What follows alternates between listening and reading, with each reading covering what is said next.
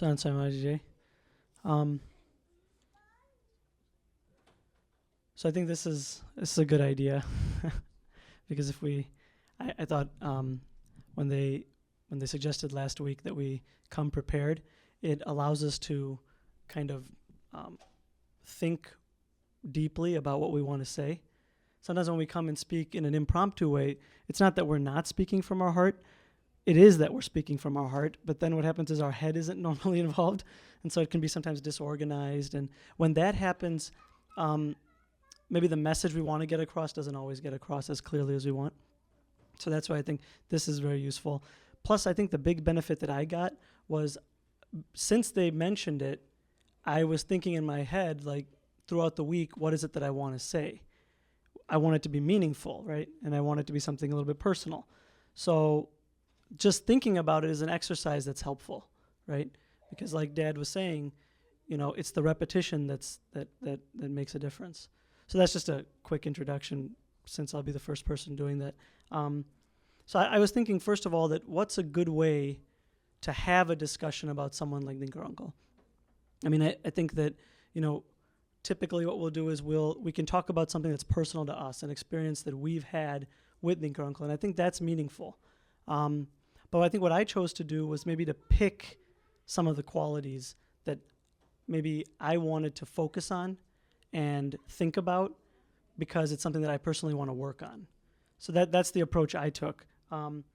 And it's because his life is, first of all, he's so full of qualities and his life is meaningful to so many different people. So I think the only way to really do it justice is to pick a very, very small part and kind of blow that up. And so if each person does a little bit of that, in the sum total, we might get a bigger piece. So that's just my 2 cents on it. I picked 2 qualities. The first is sincerity, and the second is consistency. And the consistency and sincerity, those are 2 things that, over the last year or so, we've had a lot of discussions about that, and it became sort of a theme in my head, kind of a perspective with which I've been viewing Dinkar Uncle. And it's something that really informs me that some of the things that I think I need, there's a little deficiency of those things in my life. And by viewing Dinkar Uncle's actions over a certain period of time with that lens, it really clarifies it for me, gives me a lot of insight.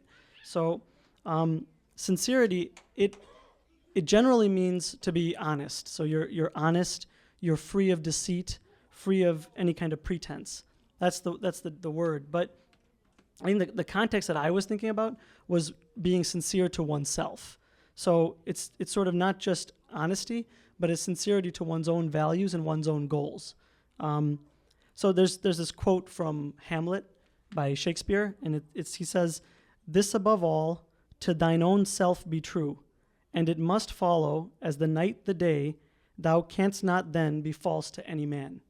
So the context in Hamlet is a little bit different, but I think the basic point there is that if you're true to yourself, then it's very difficult to be dishonest in any other walk of your life.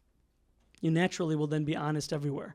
I think sincerity in the sort of the discussion that I was thinking about, it goes beyond being honest. It sort of involves making a commitment, but often to no one else but yourself, and sort of not letting go of that commitment through any adverse circumstances, so through thick or thin. So, and that's something that I've sort of maybe observed in Dinkar Uncle ever since I was a child.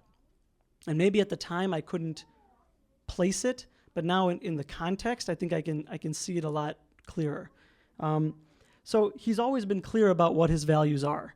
And even now, if we picked even the youngest kids, as long as we worded the question in a way that they would understand it, they would be able to communicate their impression of what Dinkar Uncle's values are. And they would speak in maybe their childish way, but it would be the same essence. They would be able to communicate Dinkar Uncle's values to us. And it would be the same as we would say, maybe in slightly more sophisticated terms. So that's the mark of someone whose values are clear, right? Because everyone who's been around him knows what they are. So it comes through in almost all his actions. And we can, so if I step back and analyze some examples of that sincerity that he has, because So the way I'm defining it is, you have a set of values, you have a set of beliefs, and your sincerity is how committed you are to those values and beliefs, even in any circumstance, right? So if we take some of the examples of Dinkar uncle's life, so when he took the niyam to not touch women after Sudhabin passed away, so it's not just that he took the niyam, it's that he consistently worked on it. So he developed the skills to keep it going even under other circumstances. So he would often tell us when we were sadhaks and they went up and were talking about maybe taking the niyam, and he was describing his approach, it started with saying that, okay, I'm taking this niyam. But then it developed. So what would happen is he would then go, okay, I was perfect for 2 weeks, but then I had to shake somebody's hand at work. So now a strategy for that scenario. And he would incorporate that in. Then I ran into somebody on the plane because he was traveling frequently, so he would maybe touch somebody sitting next to him on the plane. So a strategy for that scenario. And so he kept working on it, and was so sincere throughout that point that it came to the point where only in the rarest of circumstances would he have to exercise the niyam. It became so second nature. So that's a sincerity that once he made a commitment to it, he then kept working on it. It's not just saying it and then, okay, I'm going to, because there's something associated with it. If you do get touched, then you do the upvas. But his goal wasn't just that, okay, I'll do the upvas. It was how to avoid the upvas in all circumstances. So it's taking it to that next level. And I thought that, even when he told us that example, I thought that that's a whole different approach to niyams, It's kind of, not just that you would do the repentance, but that you would avoid the entire circumstance. And the approach was kind of interesting to me and at that point kind of eye-opening. So that was one thing that I always remember when I think about sincerity toward a niyam.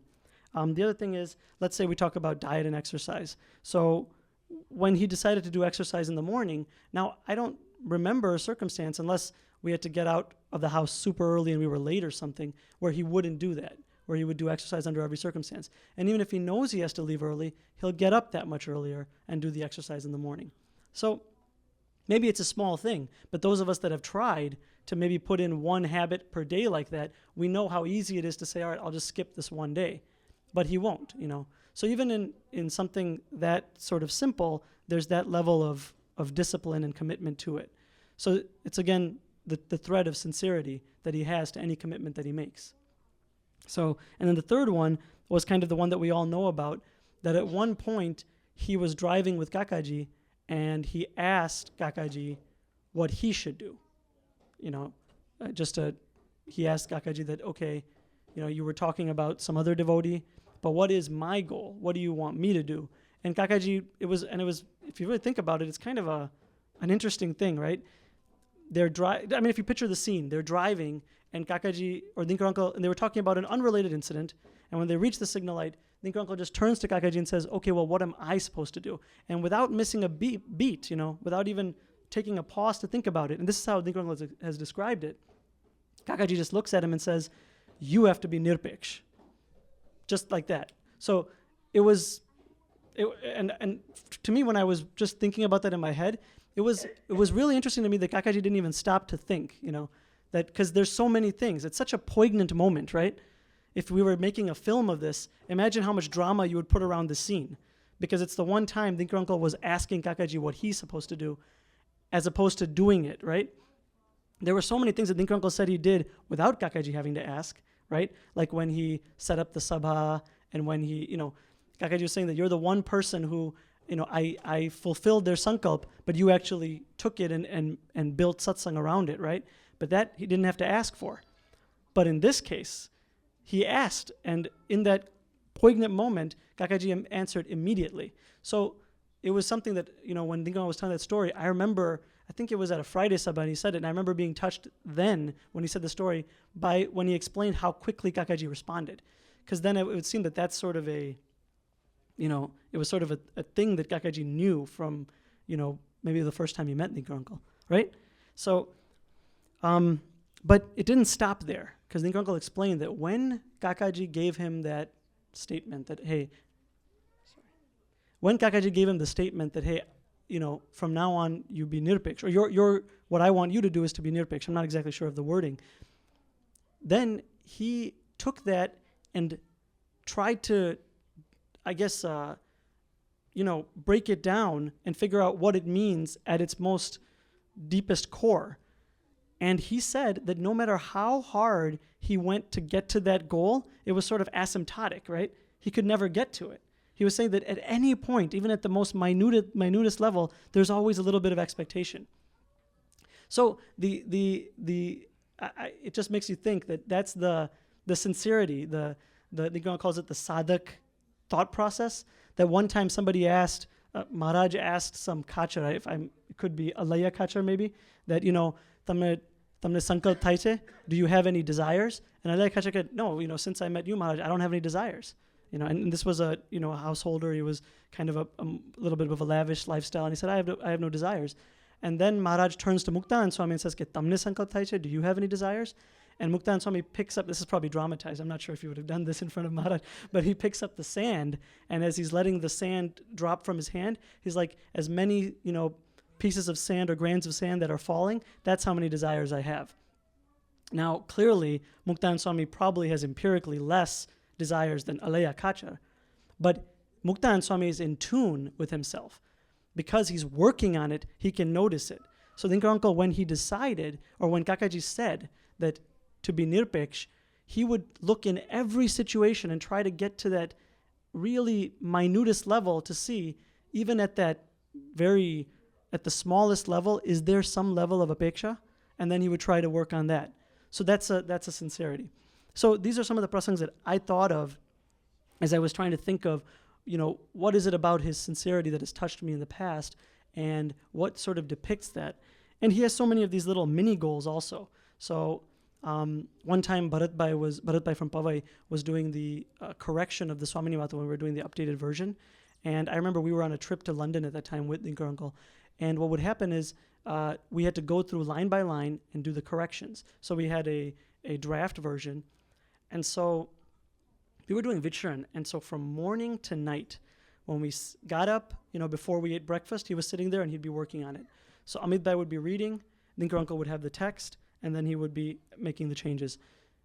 Then we'd get in the car and it would continue, Then we'd go to someone's house, and instead of doing Kathavarta, we'd read the Swaminivata. And then, back in the car again, all at night, the Sabha. Every free moment that we had, and not in our free moments that weren't as free, we were continuing to read that Swaminivata. So he went through those 900 pages in the course of that one trip. So that's like a little thing that, he decided I want to do it, and then he was sincere to it throughout the entire process. And so he incorporated into almost every activity that he did. And so that's an example of how, when you make a goal to get something done, how you can get it done is, in probably the most sincere way that I've seen in an experience like that. So that's the part of sincerity that I wanted to talk about. And then I started to think that what does it take to sort of incorporate that into my life? And I realized something, that it's not just the willpower. So this was sort of, I guess, the ulterior motive behind this, that when I think about Dinkar uncle's qualities, two things. One is, to make it particularly beneficial to me, I've got to think about how to put it into my life, right? And I guess the back end of that is that's what would please him the most, right? It's one thing that you describe it and all those things, and it's one thing that we come to the mic and have a nice presentation. But then if I don't try to inculcate it, then there's really very little point to it, right? So that's what I was thinking, sort of as a tribute to Dinkar uncle would be, not only do I discuss these qualities, but I think about how I can put it into my life and maybe make a small effort, right? So I was thinking that what it comes down to is you need the willpower, but then you also need to really identify the strategies to do it. If you have a goal, if you have a niyam, if you have some discipline, and every one of us is going to have a different one. People have talked to Dinkar uncle about losing weight, and people have talked to Dinkar uncle about marital problems. And then maybe the more spiritual will talk to him about their spiritual issues. And for each one, there's a strategy. But before that, you need some sort of willpower to do it. So in addition to the willpower, you also need the skills. And, just on an unrelated topic, I was reading this book by this, it's the head of preventative medicine at Yale. And he has these 3 techniques these 3 lifestyle changes that if you do, then according to the studies that he's analyzed and stuff, you can reduce your risk of chronic disease by 80%. So it's a remarkable thing.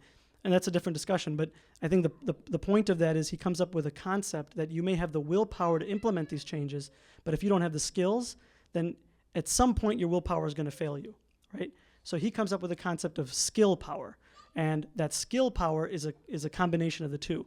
You have the willpower, but then you've actually come up with skills that in the circumstances that you need, you can use them. So I was thinking that the way Dinkar Uncle's done it, maybe he's been doing that long before, this guy came up with this. Dinkar Uncle's been doing that in his life. That it's not just that clearly he had the willpower to do what Kakaji said. Clearly he had the willpower to do the niyams and all. But he also used, strategies and techniques and skills to make it so that he doesn't have any issues with it. So I think that was sort of my takeaway point, that to maintain this sincerity, I've got to augment the willpower with the strategies and put them together. So that was my one thing. I think I'm about 15 minutes in, so I'll cut down on the second one. The next quality is consistency. That's similar to sincerity, but it extends beyond it in certain respects. And I think, it's more than, like they talk about, okay, if you want to work out in the morning, be consistent, make sure you go a certain number of times a week and you'll see results. But I think this goes on a little beyond that. When I talk about consistency, I'm talking about how there are some core values and beliefs that we all have, and that in our actions and in our interpersonal relationships with each other, we remain consistent to those values and beliefs. That's sort of what I'm talking about. And I've been thinking about that a lot. Personally, for me, it's sort of an important topic because I transitioned in my life phases, right? I was not a sadhak, then I was a sadhak, and now maybe I'm not a sadhak. But in that period, is there something consistent? Are my core values and beliefs still the same? And if they are, then how do I make sure that that remains true no matter what, state of life I'm in, right? So that's why I was thinking about it particularly carefully, and that's why I thought I'd focus on it as a quality that I've seen in Dinkar Uncle. So I think it's a particularly difficult thing, because if we really look, I think only like the people who have the most integrity can really always remain true to those beliefs. And I'm not saying that those beliefs don't change. We're all evolving creatures and our beliefs may change. But at some point, there are some, core beliefs, core values that come from our own backgrounds and experiences, and they define who we are. And even though they can change, and I'm not saying they can't, they often don't. And it's those core beliefs and values that I'm talking about being consistent with.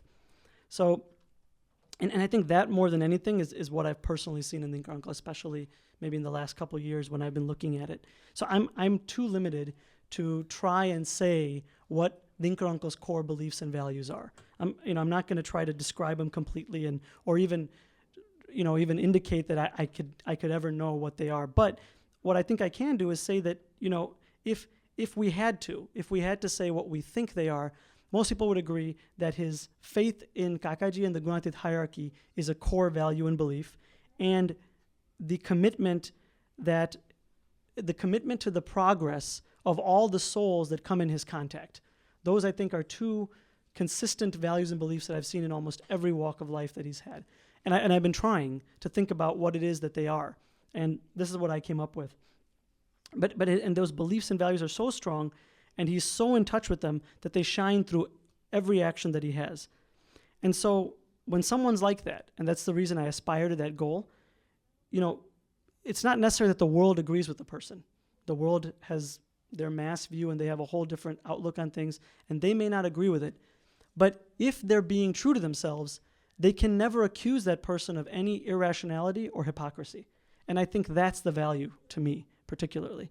And that's, I think, something that Dinkar Uncle, I think I fully agree with that, wherever you are, if you really see his core beliefs and values, they will shine through as a thread connecting all of his actions. And they, you don't have to agree with them. No one said you do, right? But you can't call him inconsistent. So this is not something new. I think this is a quality that has existed sort of throughout his life.